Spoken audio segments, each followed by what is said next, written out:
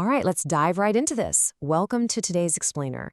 If you're here, you're probably revising for your GCSE religious studies. And honestly, if the whole concept of evangelization feels a bit overwhelming right now, just take a deep breath. We've got this. Today, we're going on a really clear, structured revision journey together. We are going to master exactly what it means to spread the gospel, looking at how it happened historically and how it's being lived out right now in the modern world. So, here's our roadmap for this explainer. 1. Defining the core mission. 2. From Jerusalem to Rome. 3. The joy of the gospel. 4. Leaving our comfort zones. And finally, 5. A church for the poor. Let's get started. Section 1. Defining the core mission. What is evangelization? So, the absolutely crucial point here is the strict definition. Evangelization is simply the term used to describe people spreading the Gospels. And the Gospels are, quite literally, the good news of Jesus' life, death, and resurrection. But here's the thing. This wasn't just a polite suggestion to the early followers. It was a direct command. Right at the end of Matthew's Gospel, Jesus gives his apostles their ultimate mission. He tells them to go out into the world, literally to the ends of the earth, and their job? To make disciples of all nations, to baptize people into the church, and to teach the teachings of Christ. That is the entire foundation of the church's mission, plain and simple. Section 2. From Jerusalem to Rome. The historical spread. Let's move to the timeline and see how this actually builds. The church began in Jerusalem around 30 AD, right? But it definitely didn't stay there. Within just a few decades, this faith spread like wildfire throughout the Roman Empire. And a real game changer here is St. Paul. He was one of the absolute first and most vital missionaries. He wrote the epistles, those letters you find in the New Testament, and he took the message straight to the heart of the empire, Rome. Now, we have to remember, this was not easy. Early missionaries faced brutal hardship, and many were heavily persecuted or even killed for what they believed. Fast forward to the last 500 years, and you see missionaries heading out from Europe, setting up churches across Africa, South America, and Asia. That's how the church became truly worldwide. But, the context of this mission has completely shifted. Historically, evangelization was all about preaching to people who had literally never even heard the gospel before. Today, Pope John Paul II hit the nail on the head when he pointed out that the landscape is totally different now. The church faces what he called its greatest challenge, preaching to the largely secular West.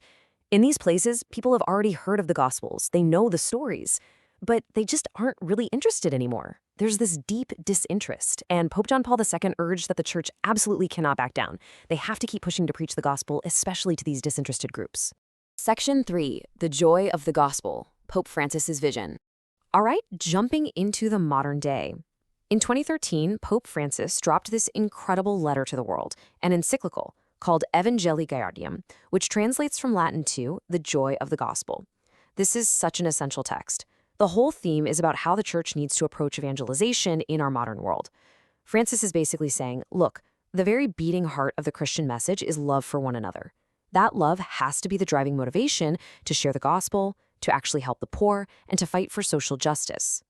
Okay, so what does this actually look like on the ground today?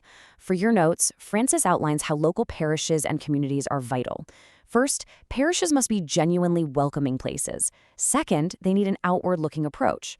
That means they can't just huddle up and look after the people already inside the building. They have to actively find new, creative ways to spread the gospel to the people outside. And finally, this whole mission is hugely supported by Catholic schools, which do the heavy lifting of sharing that message and the joy of Jesus with the next generation. Section 4. Leaving our comfort zones. Action over security. And this brilliantly illustrates exactly what we're talking about. In paragraph 49 of Evangelii Gaudium, Pope Francis writes something that is just so striking. He says, I prefer a church which is bruised, hurting, and dirty because it has been out on the streets, rather than a church which is unhealthy from being confined and from clinging to its own security. It's a crazy powerful image, isn't it? He's telling us that a church that just stays inside, trying to keep its hands clean and its structures completely safe, is fundamentally unhealthy. To truly live the mission, the church has to get out onto the streets. It has to get messy. It has to actively serve the world, even if it gets a few bruises along the way. He actually continues this thought with a really passionate warning. He is terrified of a church that hides behind harsh rules and the false comfort of its own habits.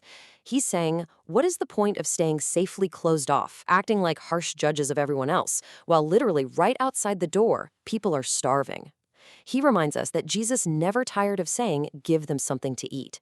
Evangelization isn't just speaking nice words at people. It's deeply, undeniably tied to stepping out of our comfortable little bubbles to physically help people who are in desperate need. Section 5. A Church for the Poor. The heart of the message.